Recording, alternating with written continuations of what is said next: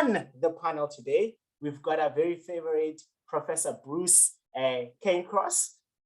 He is Emeritus Professor at the Department of Geology of the University of Johannesburg. Bruce is a well-known author of minerals and gemstone and has published 11 books and over 100 articles on Southern mineral gemstone. He's an accomplished photographer, as you will see in this amazing presentation that's coming up, and has won local and international awards for his best photos in this particular field that he specializes in. Bruce is regularly invited to present in public lectures on Southern Africa's minerals and gemstones, and today he is all ours. We're looking forward to this amazing talk, and without any waste of time, Prof, what a pleasure to have you here with us. You are absolutely welcome to the family of our Wednesday talk. And yeah, we look forward to just listening to this amazing presentation. And to everybody out there, please listen attentively. If you've got any questions, please post them on the Q&A. But otherwise, I will see you guys all on the other side of the talk. Prof, over to you. Well, John, thanks very much for that introduction. I really appreciate it. And I'd also just like to thank, in fact, Room to Grow and Sanbi and also Struik Nature for inviting me to give this talk today. You know, there's a saying, or it's an old adage, that if you can work on something that you really enjoy doing, then you enjoy your work. Well, that's in fact my case. I enjoy minerals and gemstones and geoheritage of Southern Africa, and that it becomes part of my research and my work is a big bonus. Awesome. So, thanks, bro. My talk today is basically, as you've seen, Southern African, the minerals and the gemstones. Now, Southern Africa and South Africa in particular, as you may also know, have got some world-class economic deposits. We've got the largest deposit of gold in the world. We've got enormous deposits of chrome and platinum, diamonds, etc. And quite often, during the mining of these commodities, specimens of minerals and actually gemstones may be found. So some of the ones I'll be showing do come from these big mining operations. But as you'll see, most of the minerals and the gemstones are actually mined by artisanal miners. That is almost one-man bands who are doing their digging in these outcrops.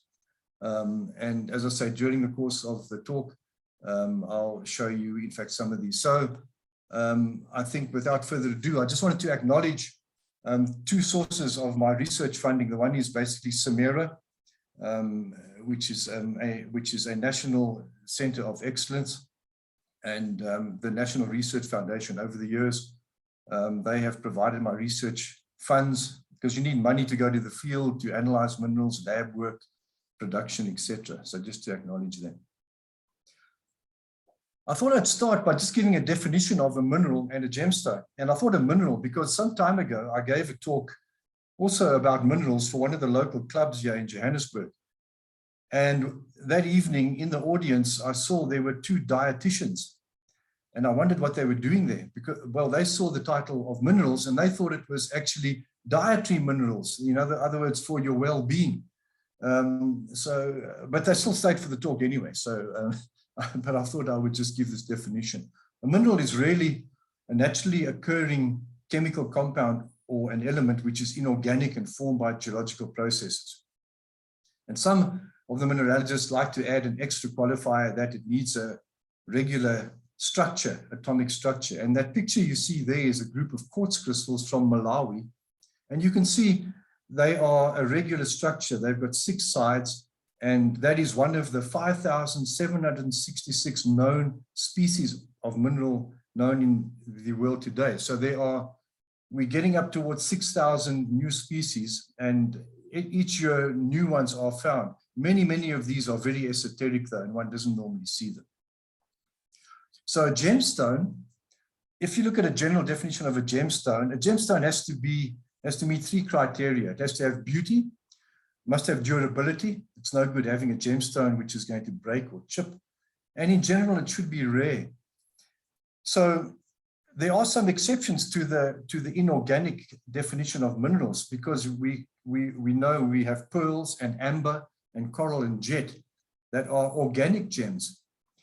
So there is this additional aspect to the gemstones, which isn't really in the minerals. And in addition, nowadays, and for quite a long time, there are synthetic gemstones, ones that are grown in the laboratories.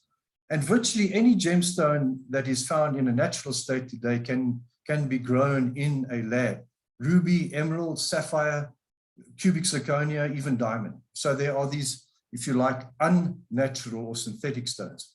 And just a couple of pictures that you see here on the left-hand side, this is just a little parcel of gem quality garnet that's been polished to show the red color. So it's got beauty and it's also got durability. And on the right-hand side are some what are so-called semi-precious gemstones from our region, including tiger's eye, jasper, blue lace agate, and a few others. So that's basically the definition of the two things I'll be speaking about today. So here's a slide just to show you some examples of what is called gem rough. So in other words, these are mineral specimens which would qualify as gemstones. Now, by no means does every mineral specimen form a gemstone. They don't meet those three criteria, but some do. And in this picture, you can see in the background here, these are 4 crystals of corundum. And when corundum is red, it's called ruby. And when it's blue, it's called a sapphire. So that would be the gem varieties. There's a blue aquamarine. Here's some green. These are tourmalines. There's a blue topaz. And these are 3 little chips of garnet. So that's how some of these look in their natural state before they are actually cut and they are polished. Now, my talk today is based largely on this book I've done, which is being published by Struik Nature, and it should be available by about the middle of the year. But just to maybe emphasize, as I said, there are thousands of known species worldwide. And if you look at this website, mindat.org, which is the most comprehensive site on the World Wide Web for minerals, you'll see that under South Africa, they say we've got 938 species, under Namibia, 851, and Botswana, Zimbabwe, Eswatini have more. In my book, I feature about 150 of these. Now, for this presentation and in the time available, it's impossible to obviously feature all of these. So what I thought I'd do, I selected the minerals that do occur as gemstones. So in other words, they meet both those criteria. So although I'll say there are few, those are the ones that I'll be speaking about today. And where do they come from? Well, on this map, these are the localities I'll be going through from the northern and the central part of Namibia, central North South Africa, the eastern part of South Africa up to the Limpopo province, extreme eastern corner of Botswana, and the southern and the northern part of Zimbabwe. Now, I had 2 options when I was doing this talk. I could either do it by country, what is everything we find, for example, in Namibia, in South Africa, or I could do it by species. And I decided it's more logical to do that. So these are the minerals / the gemstones that I'll be talking about. And there are, it doesn't appear to be a lot, but you'll see that there are some where there are varieties of the same. So going from the Beryl, Beryl, all the way down to tourmaline. So instead of jumping around with the minerals within the country, I'll do it by species. So we look at where do we get these gemstones for Beryl, in Namibia, Zimbabwe, or wherever. And I'll do it actually systematically. So we'll go alphabetically from B down to T. So starting with Beryl. So Beryl is, if you look at the chemical formula, it's a beryllium aluminium silicate. So that's the chemical formula. Those are the atoms that are forming the regular structure. And you'll notice there are a couple of things here. It's a silicate, it forms hexagonal crystals, and there's a few other things, their properties. But the hardness, you see it has a hardness of 7.5 to 8. Now, this is a hardness which is based on what's called the Mohs scale, M-O-H, scale of hardness, which goes from 1 to 10, with 10 being the hardest known, which is diamond, 1 being the softest, which is talc. And how it works, that if you have a mineral or a gem of a hardness 8, it means if you take that and you scratch it on any other mineral and it can make a scratch, it means all the others below it are softer. So it's a relative scale. So here's a beryl crystal on the right-hand side. That's quite large. It's about the size of my head. It comes from Zimbabwe. and it's actually six-sided, roughly, hexagonal. But that's not a gemstone, obviously. It's not very attractive, although it's a big specimen, and it's not transparent beauty. But if we look at the varieties of beryl, then we start getting into the gemstones. And across the top, the pictures, there's aquamarine, emerald, heliodor, morganite, and goshenite. And coming down here is that list with the different colors. Now, if you look at beryl, it's this beryllium aluminium composition. But if you get trace amounts of other elements, for example, the ferrous iron, or the ferric iron, or chrome, or manganese, minute amounts of these in the beryl structure impart the color that we see. So aquamarine, for example, it's this iron that actually gives it the color. So I'm going to have a look at these in sequence, and let's start with aquamarine. Where do we get Southern Africa's finest aquamarine? Well, the answer is in Namibia, and in a geological formation which is called the Erongo Volcanic Complex. And this is just the cover of a magazine, the Mineralogical Record, which published a special issue on Erongo, and that is an aquamarine crystal on the cover from that locality. Now, geologically, I don't want to go into too much of the geology, but just to show you where it is on this small map. There you see, this is the Erongo Mountains, just north of Karabum and Usikos. It's essentially a volcanic pipe or caldera that erupted lavas, and then in itself, it got intruded by granites. So in this rather busy side panel here, you can see there are different kinds of rocks with the dots. There are granites, and there are lavas, there are basalts, and there are rhyolites. And if you look at the scale down here, you see that's 10 kilometers. So it's quite a large entity. It's about 30 kilometers across. And also on this map, you can see there's some economic deposits. If you look at these squares here, those are deposits of uranium, and there's tungsten and tin, these which are the triangles. So it's basically a volcanic intrusive complex. And it's about 132 million years old, geologically speaking. It's relatively young. So that's the geology. This is what it looks like from a NASA satellite. So there are the Erongo Mountains, made up of these lavas and the granite. And the next slide I'll show you is a view from the ground looking here towards into the mountain. So there it is. That's what Erongo looks like. Taken from the farm Hohenstein, which is a resort nearby to the mountains. So when we went there, we actually did a trip up. So the next slide will be a close-up of that. And here you see, this is now, you see the smooth rocks. This is of the granite exposed here.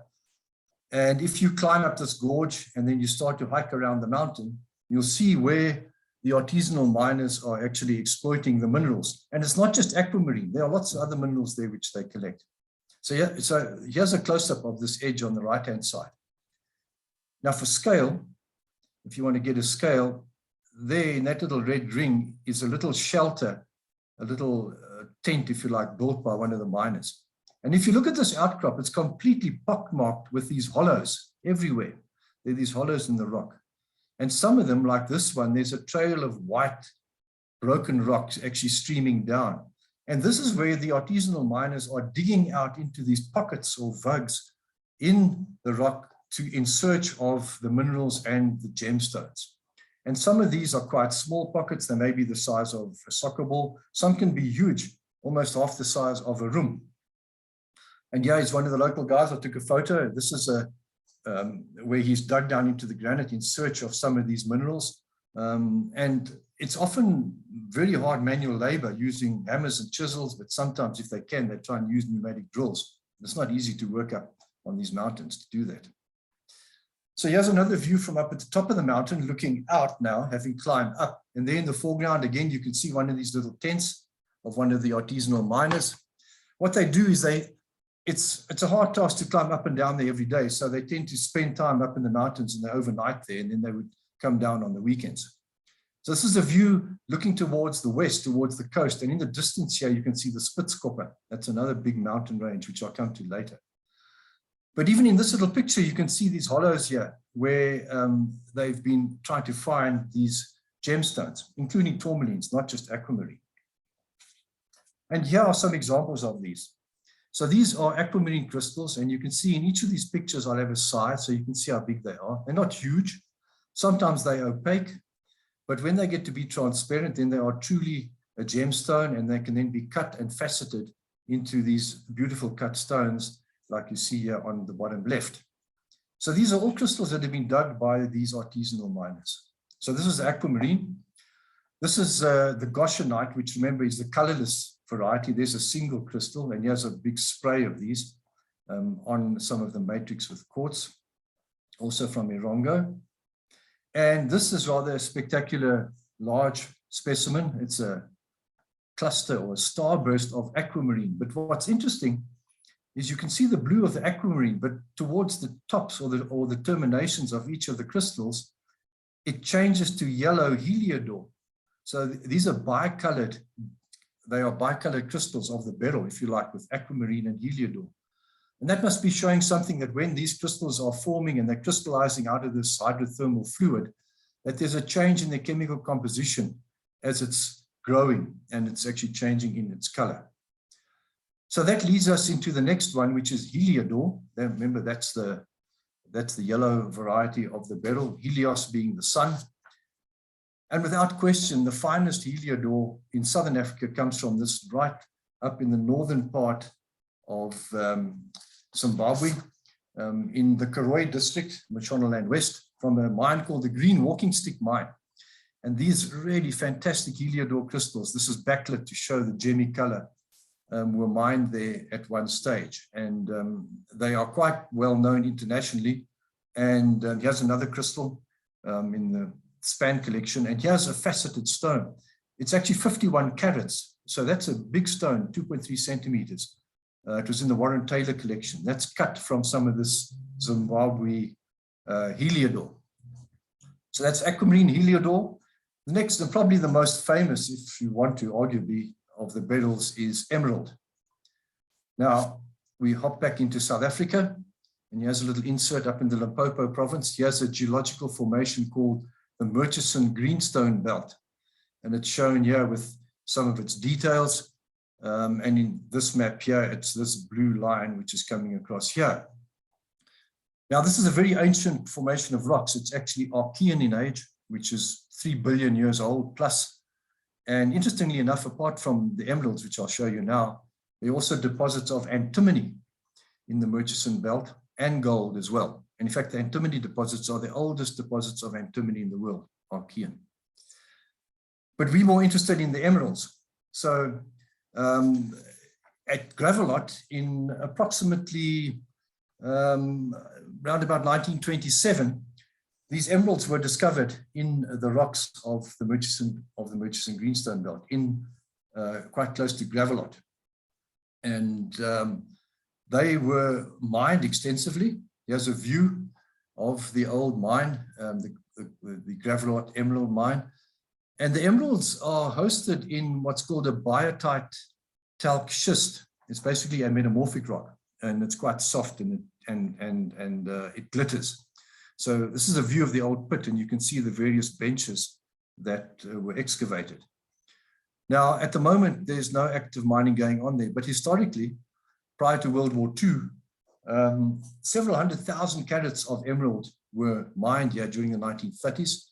And according to Horton, who published an article in 1936, it yielded in those days, we were still in pounds sterling, 67,000 pounds, which today would be about 92 million rand. So obviously these emeralds were a good source of income. And this is what they look like. Here's a small specimen, 4.5 centimeters, and it's showing you the green hexagonal emeralds colored green by chrome. And there's that host rock, the biotite schist, which has been cleaned off a bit, and a bit of white quartz. Here's another example of an emerald crystal, which is intergrown with the quartz. And here's a faceted stone from the Gravelot emeralds, from, again, the Warren Taylor collection. And you'll notice if you look at it, it's quite heavily included. In fact, there are tiny little bits and pieces of the biotite mica within the emerald. And there are these fractures. So if one compares the Gravelot emeralds to, for example, the Colombian emeralds, or in Zambia, the Kagem emeralds, they are not equal in quality, but nonetheless, they did provide a source of income in the past. And in fact, if we just go over the border into Zimbabwe, the southern part of Zimbabwe, that's where the Sandwana Emerald Mine is, here in the south. This is the turnoff to the mine on the dirt road. And here's a Sandwana Emerald. And immediately you can see, if you just compare the quality of this to the previous one, it's far more clearer, it's cleaner, and therefore they actually demand a higher price. Okay, so that is Beryl, B. Let's move on to C, which is chrysoberyl, which is kind of interesting. And it's beryl, chrysoberyl. Let's look at the beryllium in it, but this is a beryllium aluminium oxide. Remember, the beryl is a silicate, so it's a different composition. Also has a hardness of about 8.5, so ideal for gemstones. And here's a small crystal that's about 2 centimeters of chrysoberyl, showing the crystal faces.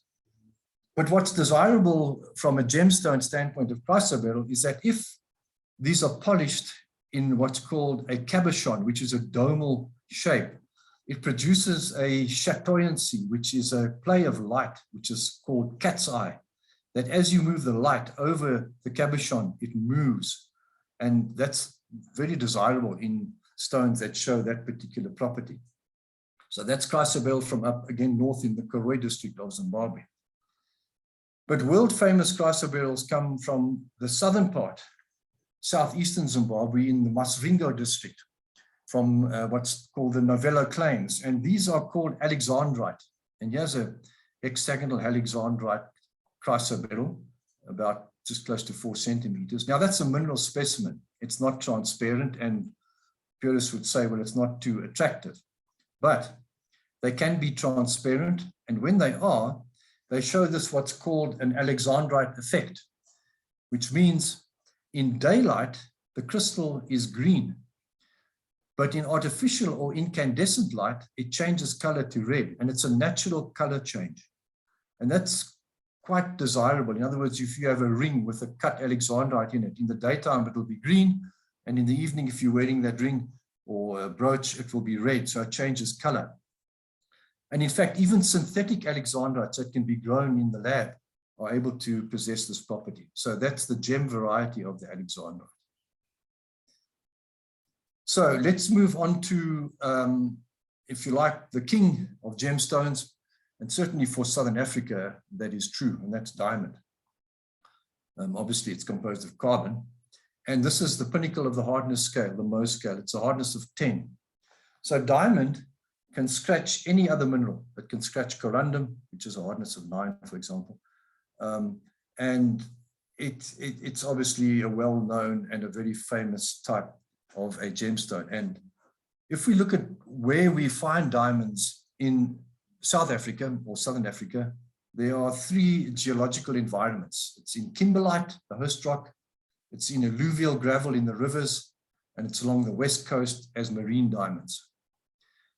So here's a map from an article by Jelsma et al. And it basically shows the black dots are kimberlites that are found not just in the Southern Africa I'm talking about, even further to the north. So you can see that up in Angola, Namibia, South Africa, Botswana, Zambia. Now, not all kimberlites by any means have got diamonds in them. Many are barren.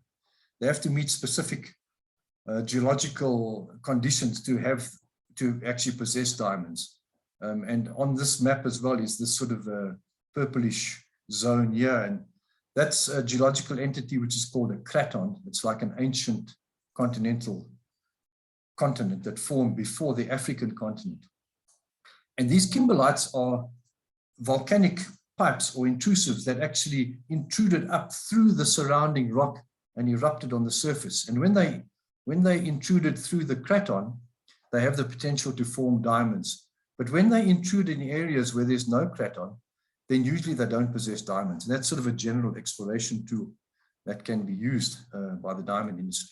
The most famous of these is the big hole in Kimberley, seen here from the viewing platform at the museum and above on the first day cover.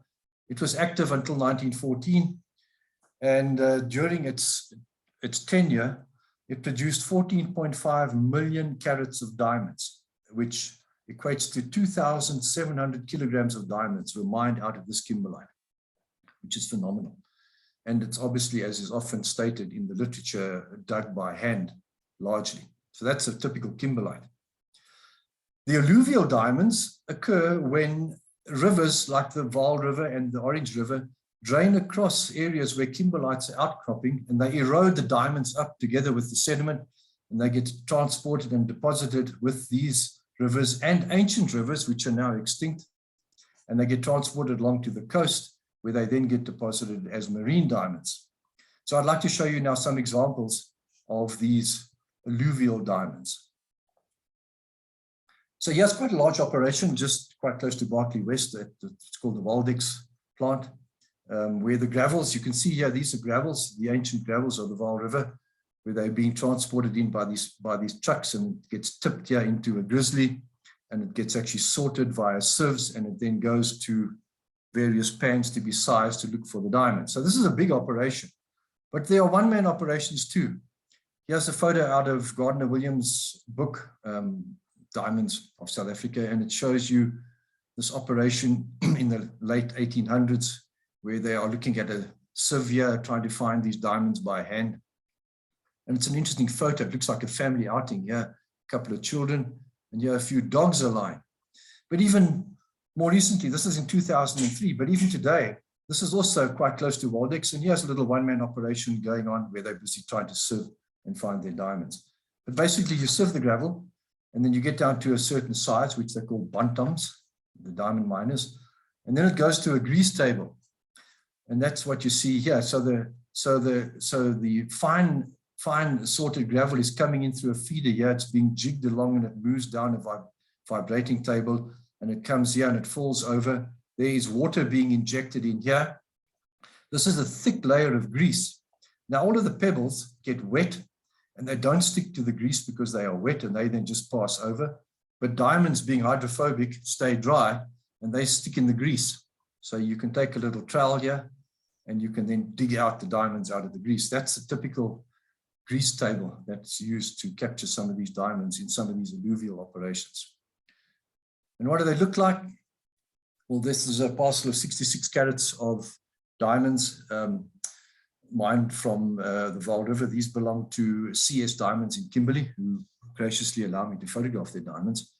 And you can see the various sizes and colors. Some are colorless, some are pale yellow, they are brown.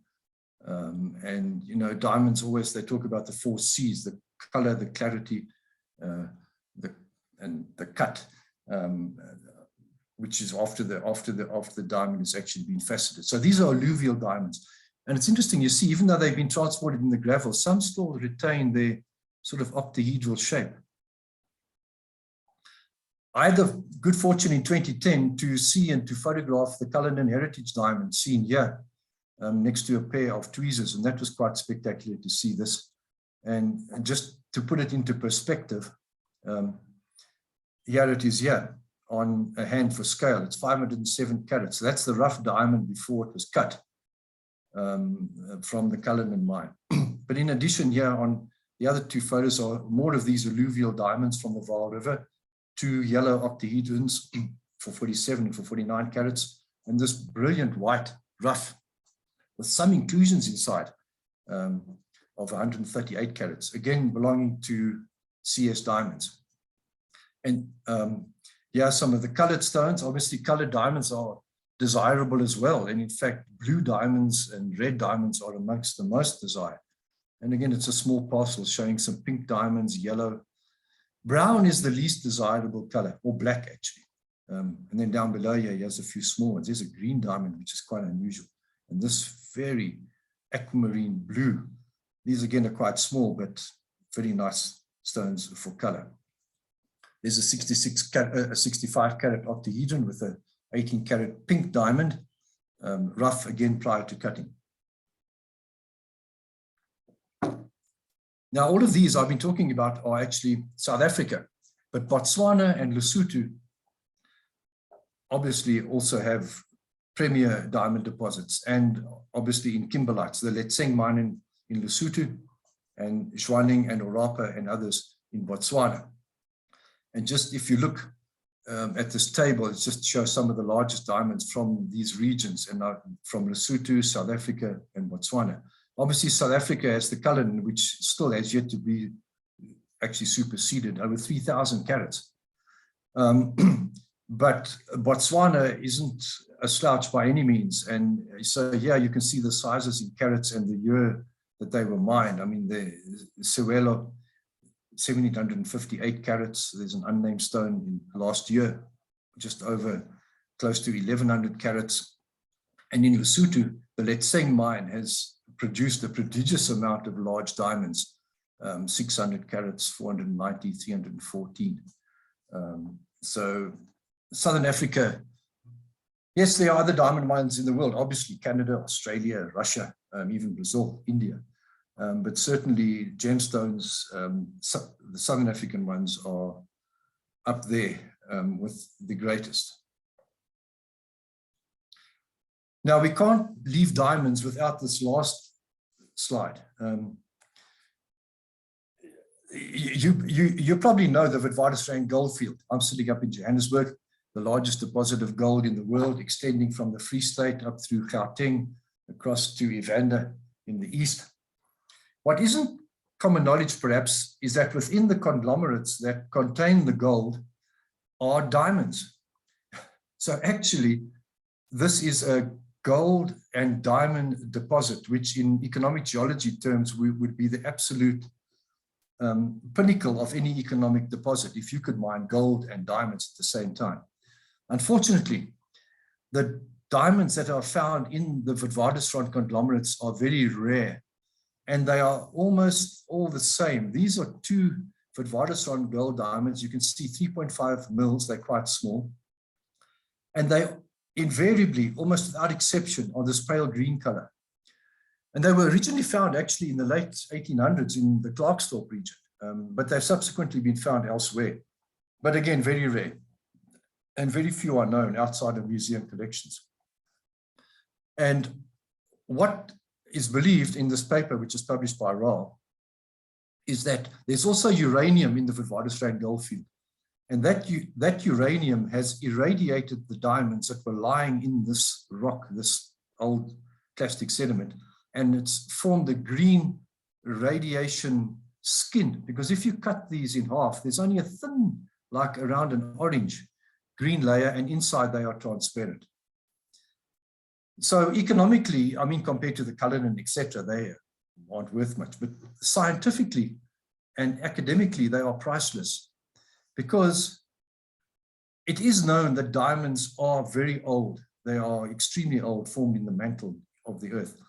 But the fact that they occur, these diamonds occur in the Witwatersrand deposits, which themselves are Archean in age, 3 billion years, 2.9 billion years old. It means these diamonds were eroded from a source area with the sand and the gravel and transported in to the Witwatersrand sedimentary basin. So it implies that these diamonds predate. They have to be older than the Witwatersrand goldfield itself. And some researchers have published on these particular stones, and they've used them to show the existence, for example, very early on in Earth history, the existence of plate tectonics, amongst other things. So really, they may be tiny and rare, but scientifically, they are extremely fascinating. So moving on to garnet, the next group of mineral gemstones. Garnets have a fairly simple formula, XY, and they are silicates. But here the XY means either they can have iron, aluminium, calcium, magnesium, or manganese. And depending on what element, they form a different type of garnet: almandine, andradite, grossular, etc. I'm only going to show you two of these, the first of which is hydrogrossular. And for these, I don't have to go too far north of Johannesburg, but on the way to Pretoria, this is a small map. You can see here's a road. It says to Rustenburg and to Pretoria. This is in the Bushveld complex. And in here is this garnet, which has been called Transvaal Jade, because people originally thought it was jade, but actually it's a garnet. And here's some cabochons of this Transvaal Jade. Different colors and quite attractive.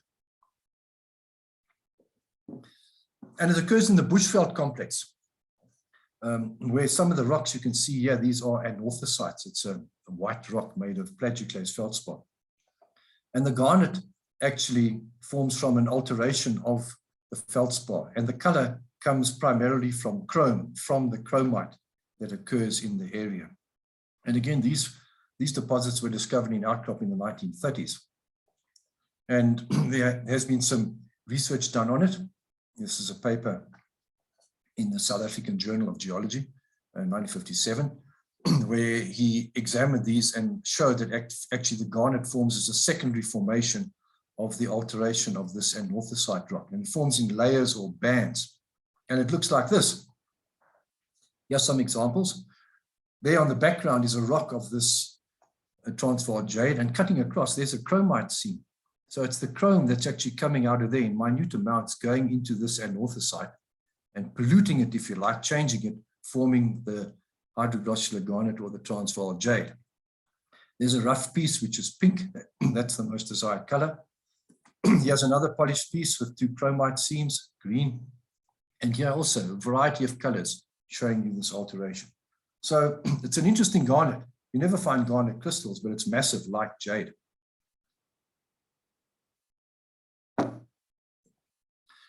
If we look at spessartine garnet, we shoot across right here up to northern Namibia on the Kunene River, and we find these spectacular crystals. They are spessartine, the manganese garnet, called mandarin garnets by the trade, bright orange, small crystals, but cut into fantastic stones. There's a large, close to a 42 carat stone in the Warren Taylor collection. And these come from outcrop. There was no serious mine there. Excuse me. Some people found an outcrop with these and they started exploring. And then it was developed into a small artisanal working, spessartine garnet. Okay, moving on to quartz. Now, quartz is one of the most common minerals on Earth. It's an oxide, but it has a hardness of about 7. So the varieties of quartz, and there are many, qualify as gemstone. They are attractive, they are durable. They may not be rare, but you don't have to meet all 3 of those criteria. So here's a quartz crystal, hexagonal. This is from one of the one of the gold mines. Now, most of the gemstones I've been showing you in the minerals are actually quite small, but quartz can form huge crystals. And actually, here's one. This is a terminated quartz crystal being held by a very good friend of mine. And it weighs about 30 odd kilograms. And it actually comes from a copper mine in the Okiep area of the Northern Cape province, north of Springbok. In the late 1960s, one of the copper mines encountered an underground cave that was littered with these giant quartz crystals that, interestingly enough, have found their way out into collections around the world. You can see them in America, in Australia. But if you think that's big, that's big. This is a doubly terminated quartz crystal, which was on display at the Tucson Gem and Mineral Show in Tucson, Arizona in the 1990s. And I'm showing it because it comes from a mine in Namibia that I'm going to show you later on. I'll show you exactly where this actually comes from. It weighs about 15,000 kilograms, and the dealer who was trying to sell it there was trying to sell it by the gram, I think, as a joke. But quartz. Many varieties of quartz. Some, I'm sure, if you are interested in minerals or gemstones, will be quite actually familiar with, including agate and amethyst. Now, I can't do all of these either, so we'll just look at 4. We look at agate and amethyst, and the smoky quartz and the tiger's eye. And these are all the different colors that you get for these. For example, citrine is yellow, jasper is red. But agate is a variety of quartz, which I think is known even to most children. If you are hiking somewhere in the mountains and there are rivers about and there are lavas, you are quite likely to pick up some agates in the actual gravel of the river. And these are 3 books, very hefty books actually, that have been published by Bode Verlag in Germany, and they deal only with agates of the world. So they're very well known, and they're quite actually desired by collectors and jewelers and also by the gemologists. And there are a lot in Southern Africa, starting in northern KwaZulu-Natal in the Lebombo Mountains, close to the border with Eswatini.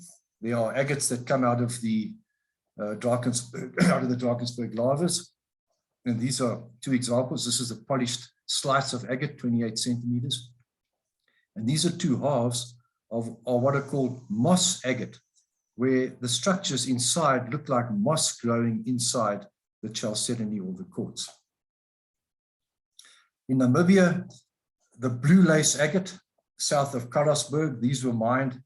They were mined commercially, associated with the dolerite, and popular. You see them in jewelry all over the world, actually, and it's a very well-known deposit. This is a rough piece with the rough quartz on top. It's actually polished on the side to show the layers.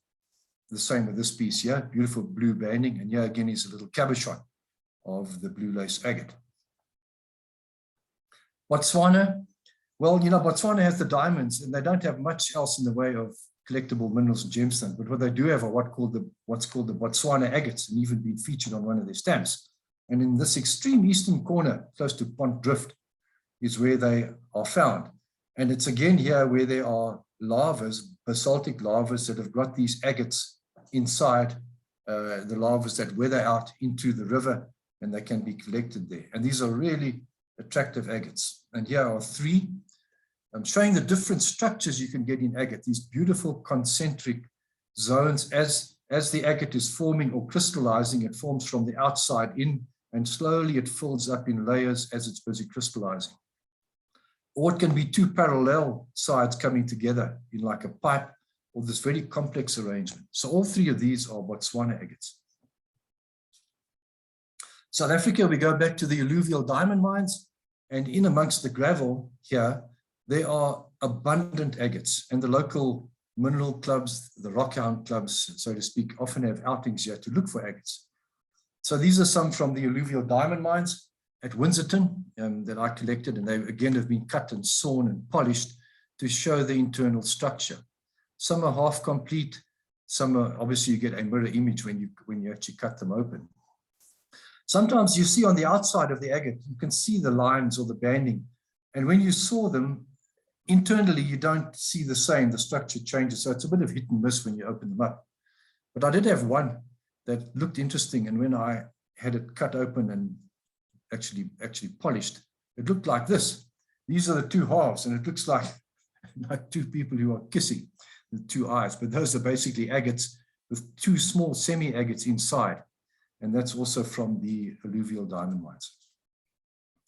So that's agate. The next variety of quartz is amethyst, and again, without exception, I can state categorically, the best amethyst in Southern Africa comes from up here in Namibia, which is close to the Brandberg Mountains. So there's a little cut amethyst down below. So again, this is a satellite image. There's the Brandberg.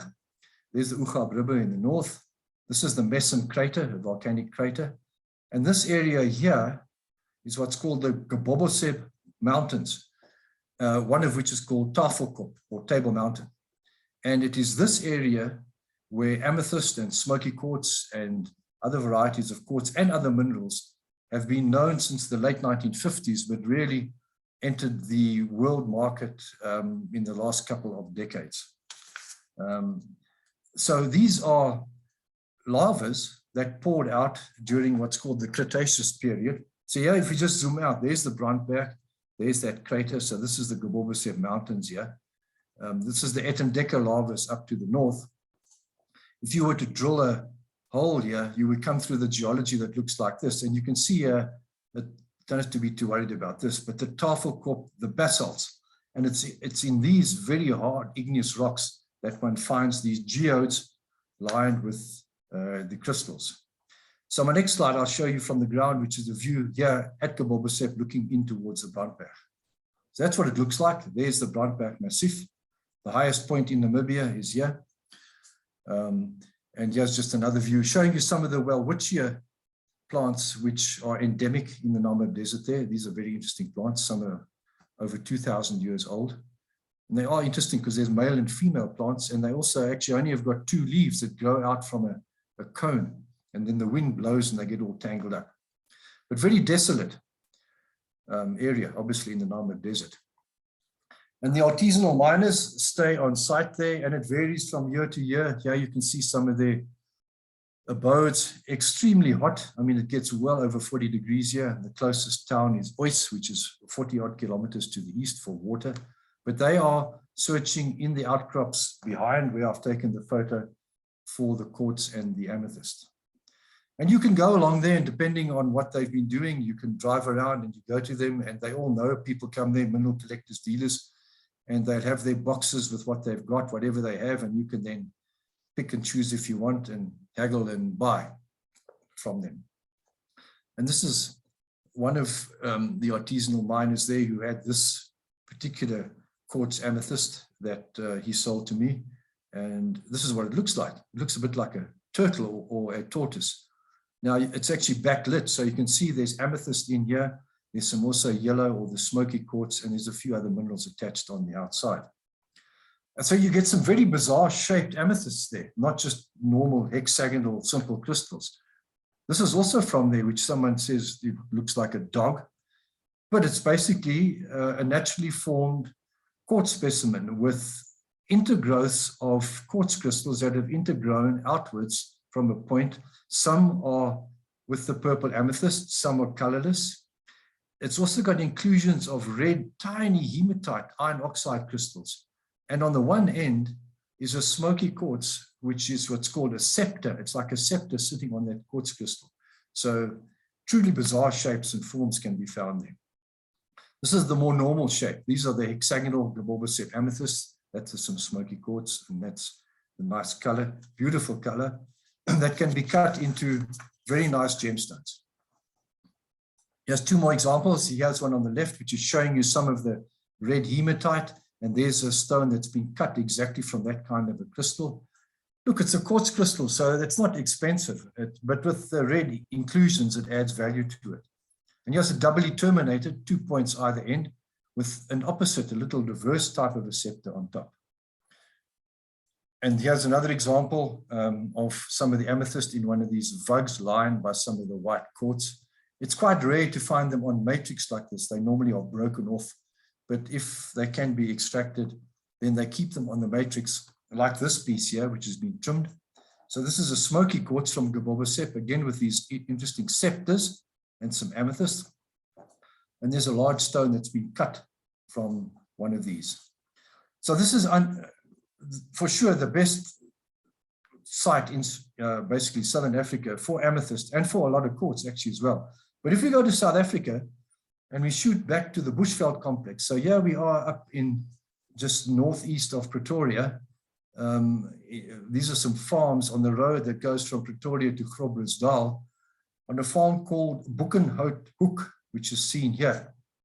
And this is the geology of the area. So the reddish pink you see here are all granites, and these are granophytes, which if you like is a type of a granite. So the Transvaal Jade was across to the east in those other rock types, which are the mafic rocks. But here in these granites, again, since about the 1980s, but certainly in the last 20 years, a large amount of amethyst and other quartzes have been dug.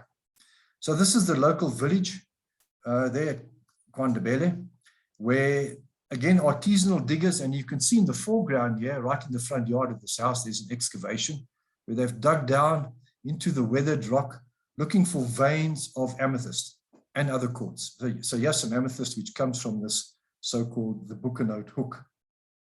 And here's another very large plate, and here two of the women there who are actually excavating as well.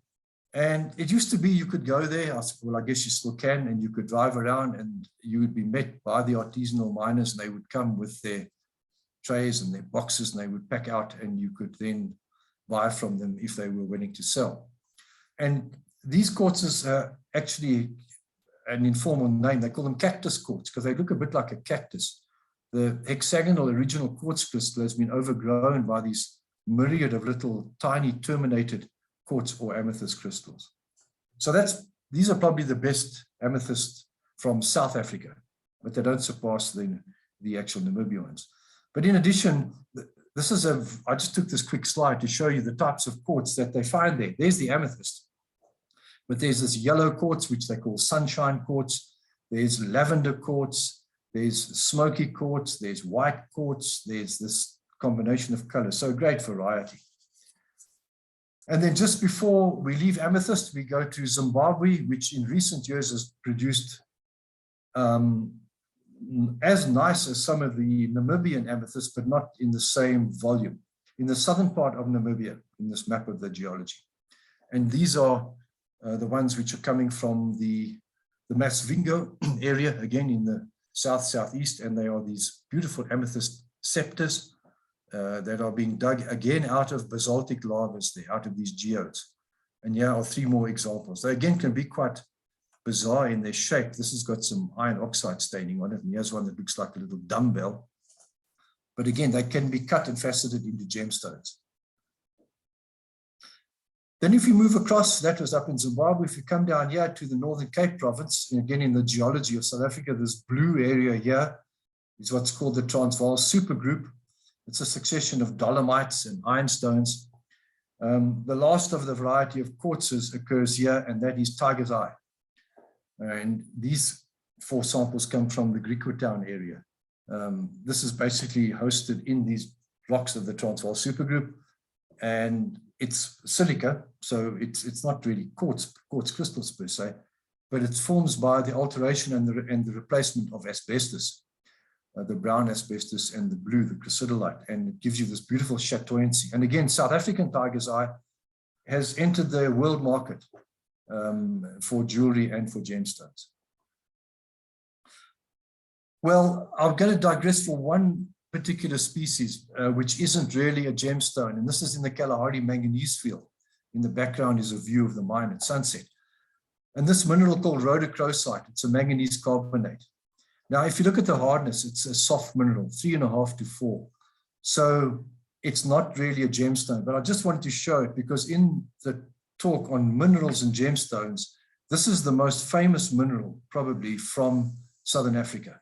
It's one which is desired by museums and collectors and worldwide.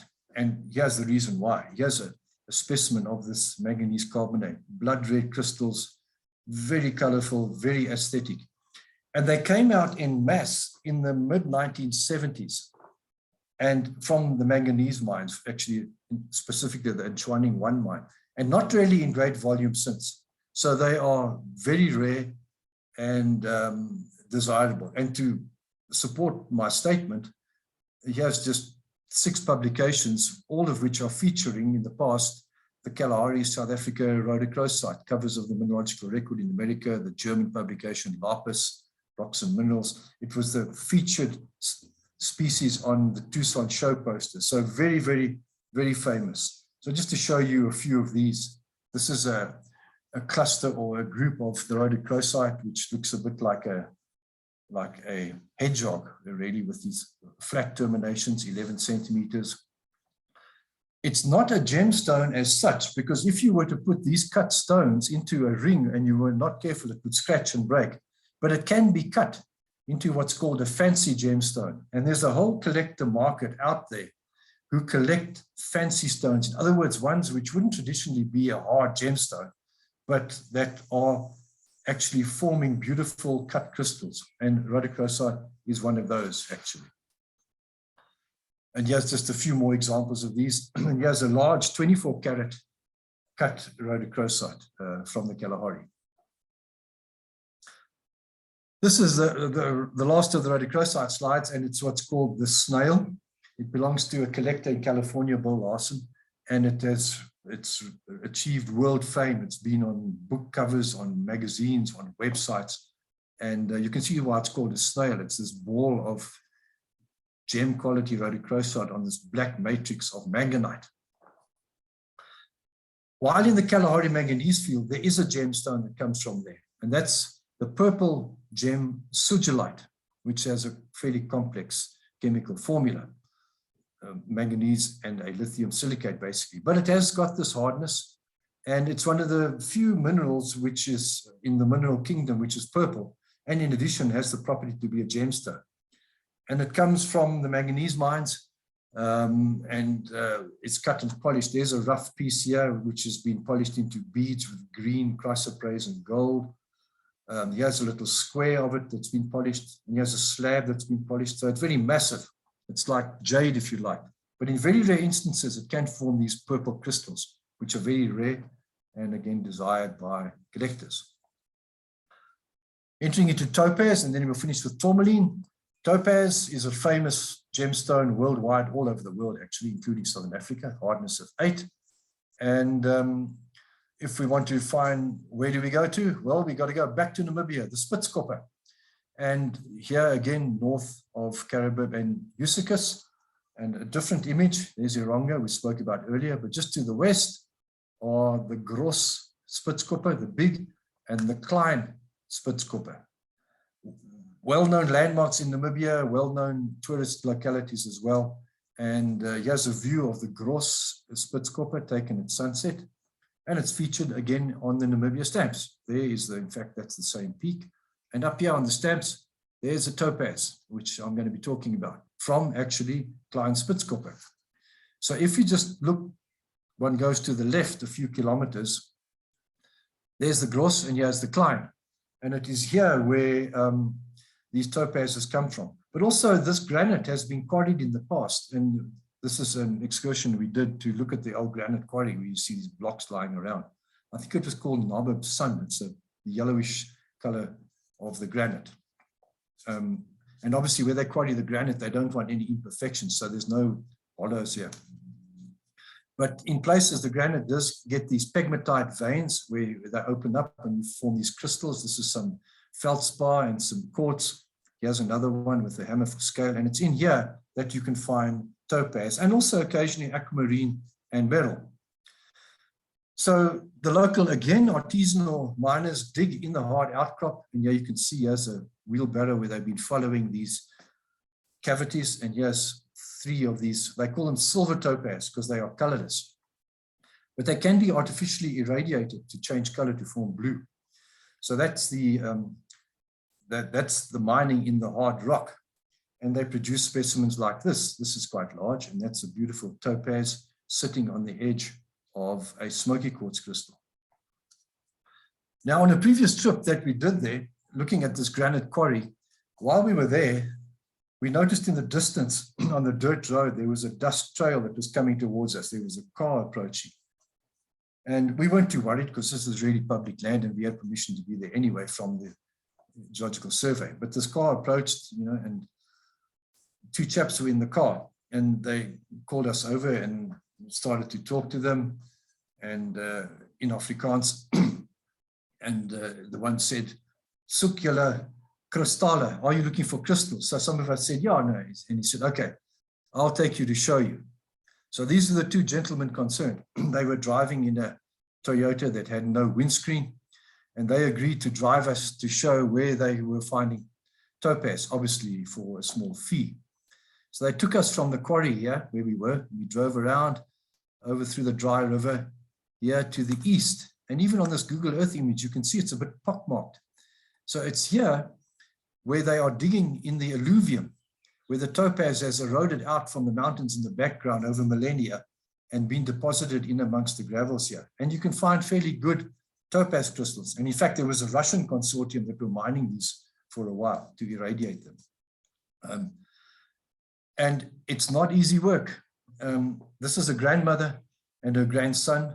It was about 44 degrees that day, and they were digging away in this gravel, looking for crystals to sell, usually on the side of the road to tourists.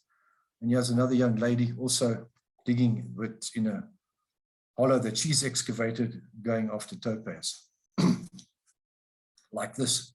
And they can be cut and faceted into the silver topaz. The only other place in Southern Africa really noteworthy for topaz is up in the northern part of Zimbabwe again. This northern Zimbabwe area is interesting. It's where there are a lot of pegmatites and a lot of gemstones occur. And it's up here in again, the Karoo district, where the St. Anne's mine has produced beautiful blue topaz, again, on some of the stamps that you see here. And this is a natural color. This hasn't been heat treated. So, and world famous as well. I mean, you see blue St. Anne's topaz in collections in museums all over the world.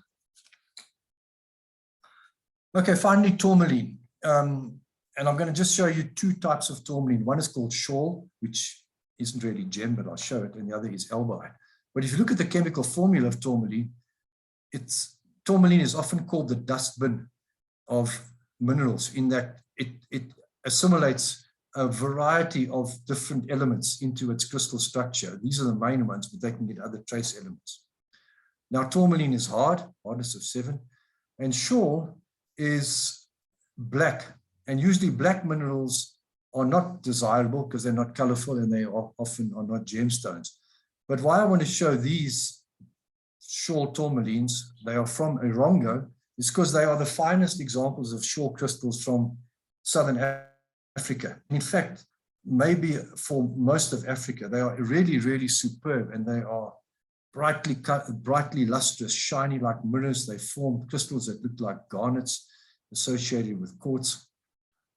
But what's interesting is that in an international conference that was held in Johannesburg in 2014 by the International Mineralogical Association, there was a paper that was presented at that meeting by researchers at the University of New Orleans, Skip Simmons and co-workers, who were they were looking at the geochemistry, at the composition of tourmaline from Erongo. And they found an interesting phenomenon. This is a scanning electron image of a schorl crystal, like the ones I've just shown you. Okay, so they're looking at a minute close-up view of one of these. And they probed it with an electron microprobe to look at the chemical composition. And they discovered, yes, some parts of the crystal, and this is 100 microns, okay? So we're looking at the tiny part of a millimeter. Some of the crystals are indeed schorl. They meet the composition of schorl. But a few hundred microns away, the chemical composition changes to form a tourmaline, which is called rosmanite. Then it changes back to schorl, where they probed. And then they find a third variety of tourmaline, which is called fluorphoitite, very esoteric. But the point is that the chemical composition in a single crystal of thought to be schorl is actually 3 species of tourmaline. So that is quite interesting, and they published a paper on that. But if you want to talk about gemstones, there's, well, in tourmaline, this is the grand dame, which is elbaite. And again, look at the formula. It's got lithium in, which schorl hasn't got. And elbaite is multicolored. The red variety is called rubellite, and the blue variety is called indicolite. And again, it has this hardness, so it can be cut and polished. One of the top localities for tourmaline is in Namibia. And there are also deposits in Zimbabwe, not many for gem tourmaline in South Africa. So this again is the prime Southern Africa locality. And one of the biggest is the Ortua Mine. It's a pegmatite. Here's a man for scale.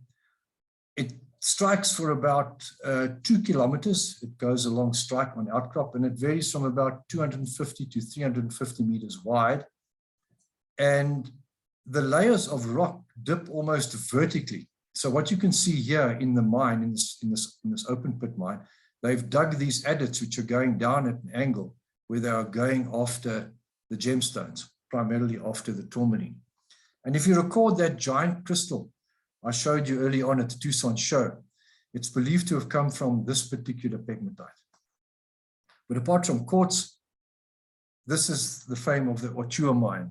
These are photos of mindat.org posted by Rob Levinsky, and colors are tremendous. There's the rubellite, there's the red crystal, natural crystal, there's the blue, the indicolite, here's rubellite with tourmaline attached to quartz, and here's a crystal which is a bit dark, but it's actually color zoned inside. You can kind of see red and blue and purple.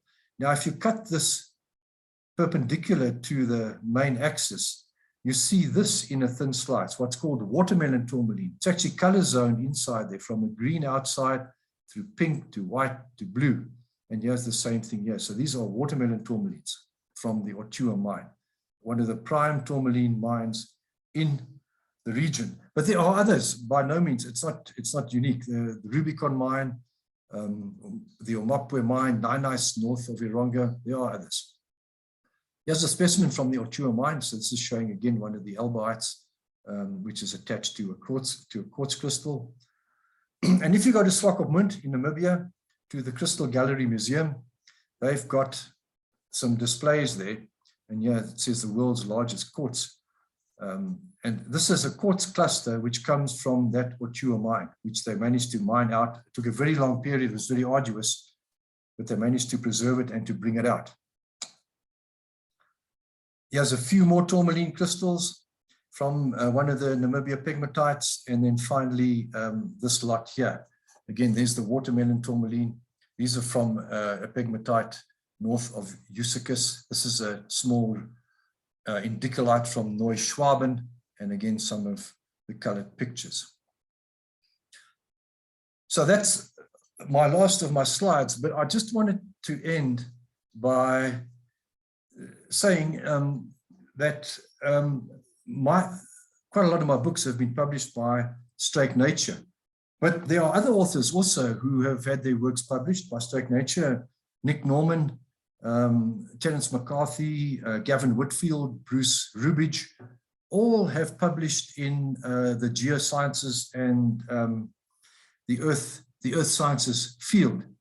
So I just wanted to end by saying I'd like to express my great appreciation to Pippa Parker, publisher of Struik Nature, and her fantastic team, designers, editors, proofreaders, who have really put Southern Africa, South Africa, and even East Africa, geoheritage, minerals and gemstones, geology, on the map and in the public eye.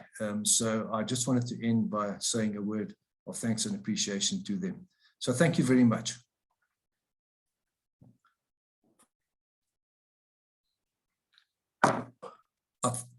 Prof, sorry, I think I was just on mute there for a second. Wow, thank you very much. Thank you very much. And just to pick up on what Prof has just shared with us now, all registrants for today's presentation will receive a 15% discount on all the books that was pretty much displayed there. In fact, let me mention a few. The discount, the 15% discount that we're offering until the next presentation in 2 weeks. You are looking at field guides to rocks and minerals of Southern Africa, minerals and gemstone of East Africa, pocket guide, rocks and minerals of Southern Africa, and a first field guides to rocks and minerals of Southern Africa. And all of these are available online. They are also available at the Kirstenbosch Botanical Bookshop. So please come and visit the garden. I think the garden is looking pretty spectacular. We've had some fantastic hot days, Prof, in Cape Town. It's been absolutely hot. I think the Western Cape has never been this hot before, especially the past weekend. But I think it's cooling down nicely. So please, the garden is open. It's looking pretty. You can actually chill and relax under a tree, get some nice fresh breeze. And while you're at it, you can visit our bookshop and mention that you've attended this amazing talk and you want this book because of this is an absolute must-have. And ladies and gentlemen, on the call, as we always do it, this particular recording is available online. We're going digital, Prof. And I have to ask you this question. You're giving quite a lot of presentation. How does it feel to be giving online presentations like this? Look, I thoroughly enjoy it because you can get an audience which you would never get within a venue, within a hall, or within a lecture room. And that's one of the maybe few positive things that COVID has produced are these online talks and seminars and even conferences. So obviously one hasn't got the personal shaking of hands with people who come to your talk, but it opens it up to a global audience, really. And so for me, I actually thoroughly enjoy doing them, and hopefully those who tune in also do as well. And I'll be happy to answer any questions if there are any. Most certainly, most certainly. Speaking of a global audience, let me tell you this. On this talk today, Prof, we had the Philippines, we had Australia in the house, we had Broncos Sprite in the house, Mbombela, PE, Pretoria, Mulder's Flay, Oudtshoorn, Cape Town, UK. Literally, I mean, the list is endless. And obviously across the length and breadth of this geographic reach of South Africa. So it's been absolutely amazing. And like you said, we're going digital. This particular talk that we've just had today, this amazing presentation, will be on Penguin Random House SA YouTube channel. So please go out there, like that particular channel, on YouTube. Also, to everybody that's on the call, go and like our Facebook page, post the Struik Nature Facebook page, as well as the Kirstenbosch National Botanical Garden Facebook page. We will also be sharing details of Prof Bruce Facebook page and whatever social media platforms you're on, Prof. I can imagine you've got some nice Instagram shots somewhere. Well, I must disappoint you. I'm not a social media person, so it has to be talks like this. You're not allowed to say that. You're not allowed to say that. We're going digital, and we want everybody to come on board and get on speed with that. Okay, that's the only way to. Yes, that's the only way to get all this amazing work and share all this expertise that you've shared with us, today. So, and while we edit, Prof, I just thought, I picked up a particular message on the chat, and I'd like to just also welcome, I think it's Mr. Stephen Grobler. He is the son of the late Professor Nick Grobler from the University of the Free State, the Department of Geology in Bloemfontein.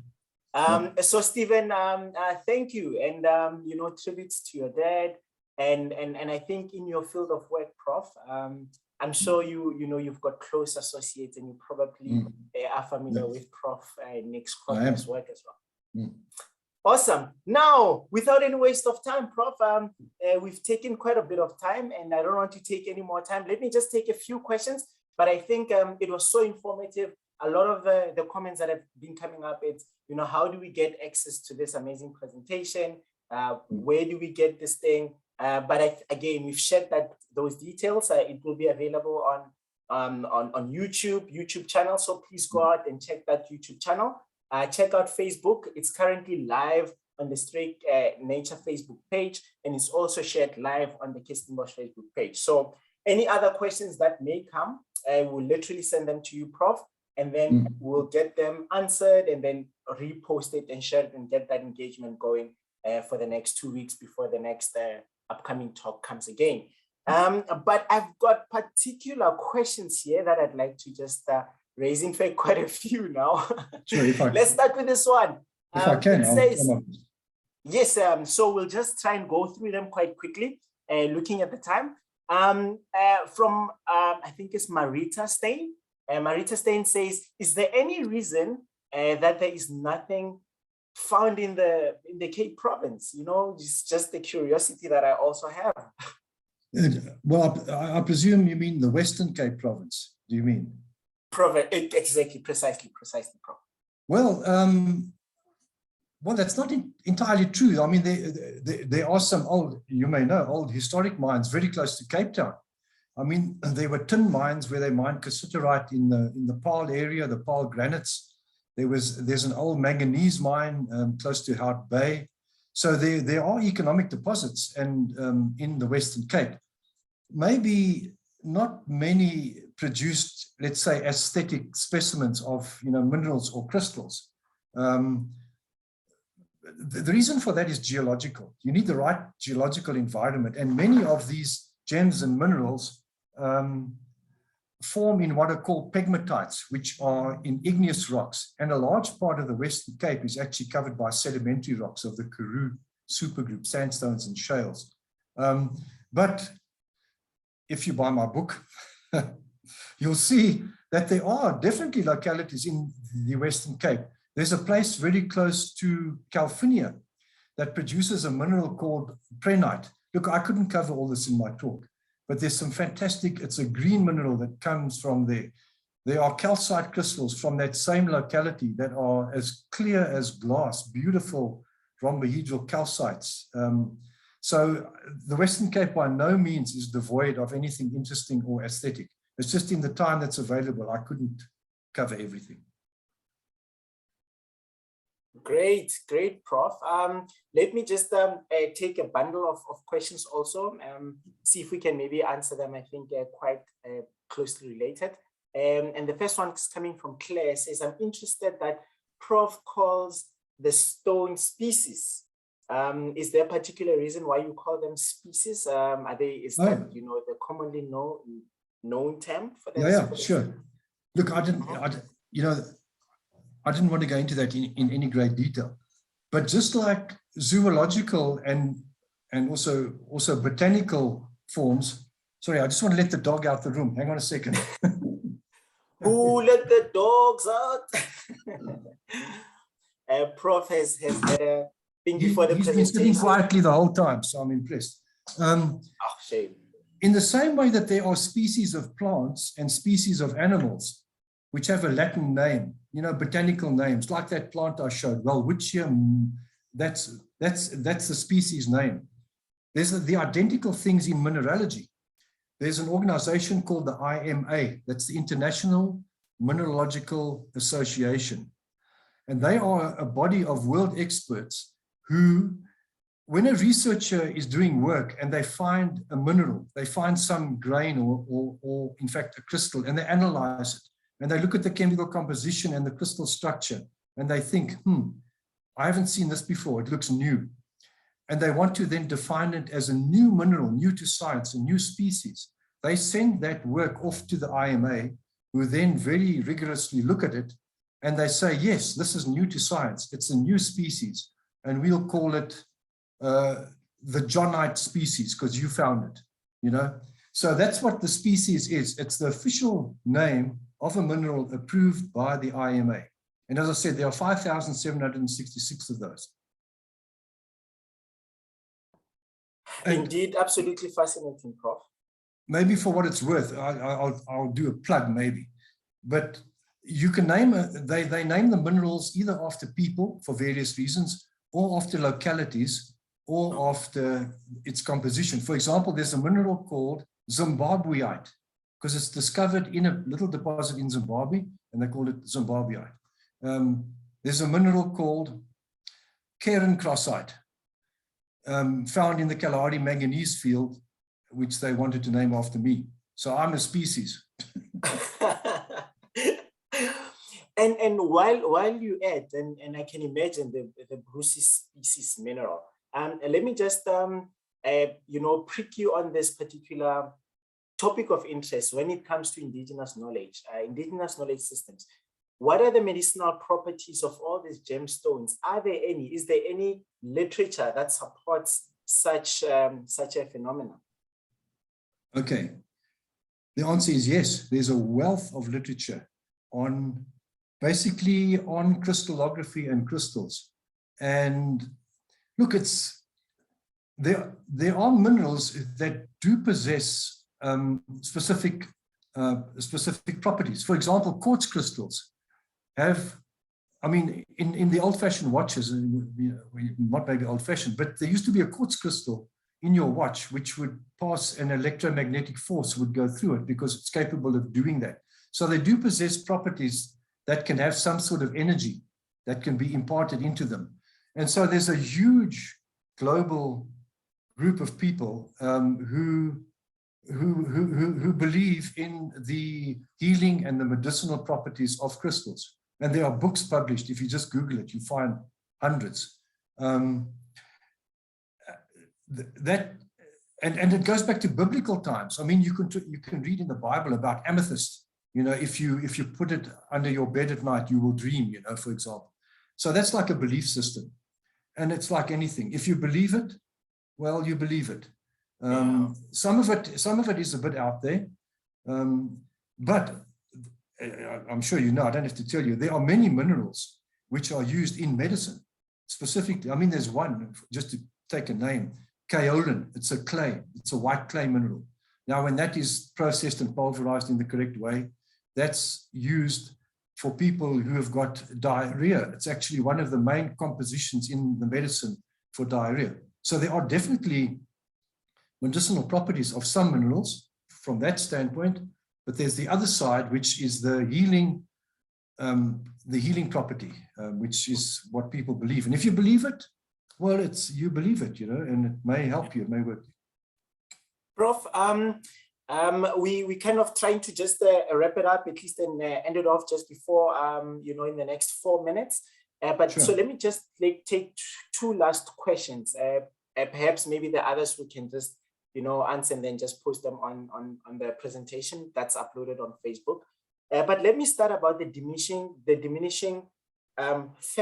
possible factor of gemstones, minerals in the country.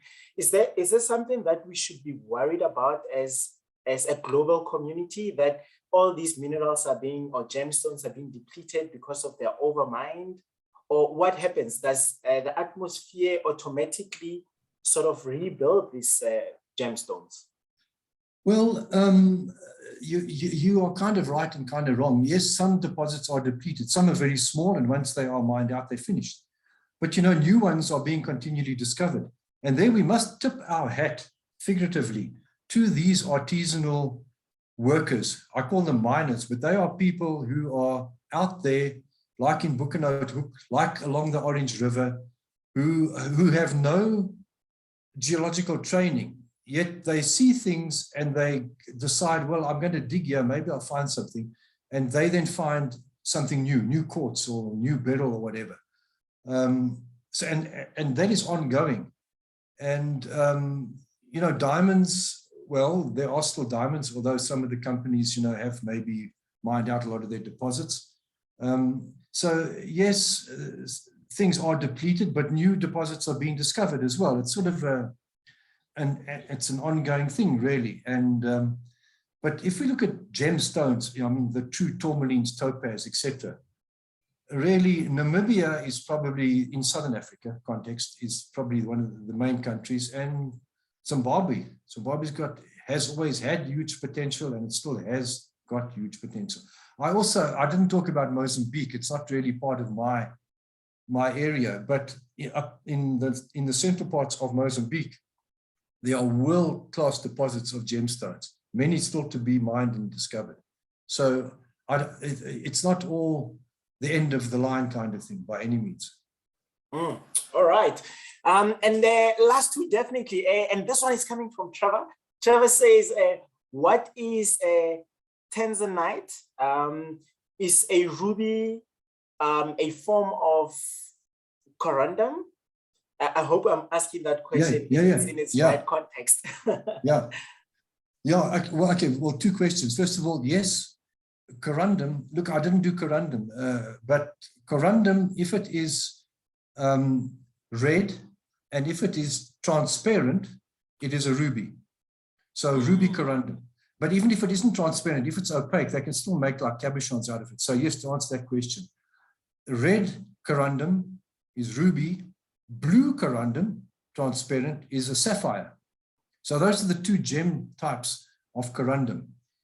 Tanzanite, I must give a plug for Struik. You can buy my Gems and Minerals of East Africa, and there's a lot about tanzanite in there. But tanzanite is different. Tanzanite is, it's a variety of a mineral called zoisite. Now, again, zoisite is a species, okay? And tanzanite is a variety of that, because usually zoisite is pale green, for example.